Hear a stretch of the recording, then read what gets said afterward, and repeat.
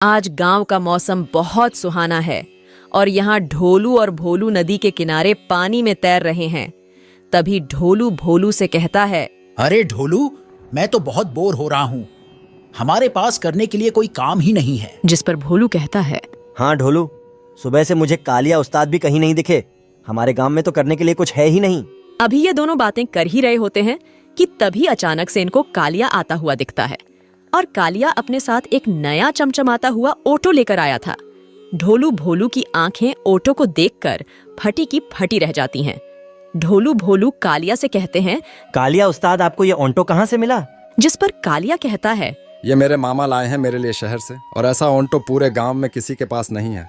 Auto को देखकर ढोलू और भोलू कालिया से कहते हैं, अरे उस्ताद, हमें भी अपना ऑटो चलाने दो ना।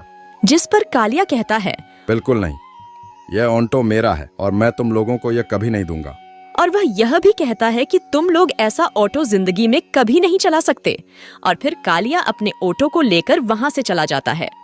बेचारी ढोलू भोलू कालिया की बातें सुनकर बहुत दुखी हो जाते हैं। इसके बाद तभी यहाँ पर ढोलकपुर के राजा की बेटी राजकुमारी इंदुमती आती है।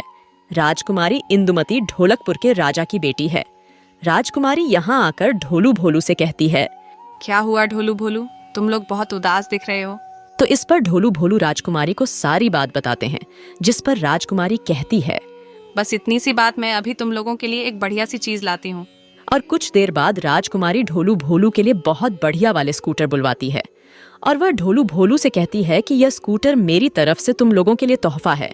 ढोलू भोलू बहुत गरीब घर से होते हैं। उन्होंने आज से पहले ऐसा स्कूटर कभी नहीं देखा था, इसीलिए वह इस स्कूटर को देखकर बहुत खुश हो जाते हैं।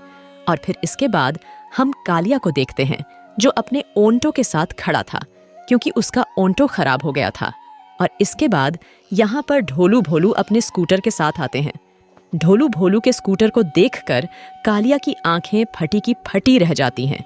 और फिर इसके बाद राजकुमारी इंदुमती यहाँ पर आती है और वह कालिया से कहती है, देखो कालिया, तुमने ढोलू भोलू को अपना ऑटो देने से मना करा था और आज ढोलू भोलू के पास तुमसे अच्छे स्कूटर हैं और तुम्हारा ऑटो तो खराब हो गया। इसीलिए कभी भी अपनी चीज पर घमंड नहीं करना चाहिए और हमेशा सबके साथ मिल बांट कर रहना चाहिए। इंदुमती की यह बात सुनकर कालिया को अपनी गलती का एहसास हो जाता है और वह ढोलू भोलू से अपने किए हुए गलत व्यवहार के लिए माफी मांगता है।